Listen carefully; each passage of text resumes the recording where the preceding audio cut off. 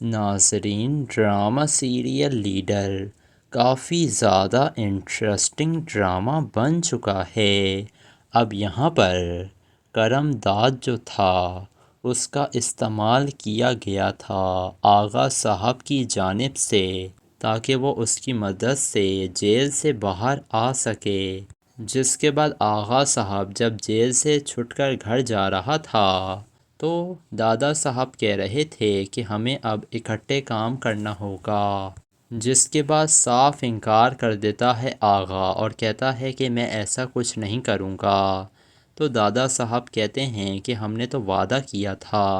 کہ ہم اکٹھے مل کر کام کریں گے، ہم نے اس بات کا عہد کیا تھا۔ تو آغا صاحب کہتے ہیں کہ عہد تو ہوتے ہی توڑنے کے لیے ہیں، اور ہم سیاست دان ہیں، ہم اسکول جاتے بچے تھوڑی نہ ہیں جو وعدہ نہ توڑیں، اور ویسے بھی برے وقت میں انسان گدھے کو بھی باپ بنا لیتا ہے۔ دوسری طرف منصور کا ایک مخالف اس سے کہہ رہا تھا کہ آغا صاحب کی بیٹی رباب کو تم نے ہی گھر سے بھگایا تھا نا۔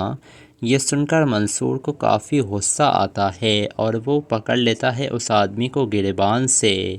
اور اسے یہی کہتا ہے کہ آج کے بعد کوئی ایسی بات مت کرنا، تم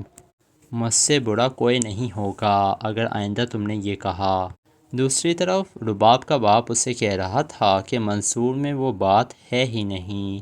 جو ایک سیاست دان میں بات ہونی چاہیے۔ تو رباب کہتی ہے کیا ہونا چاہیے منصور میں جو اس میں نہیں ہے؟ تو آغا صاحب کہتے ہیں کہ ایک کامیاب سیاست دان جیسا ہوتا ہے نا منصور ویسا ہے ہی نہیں۔ اور اینڈ میں آغا صاحب یہی کہتے ہیں کہ بہت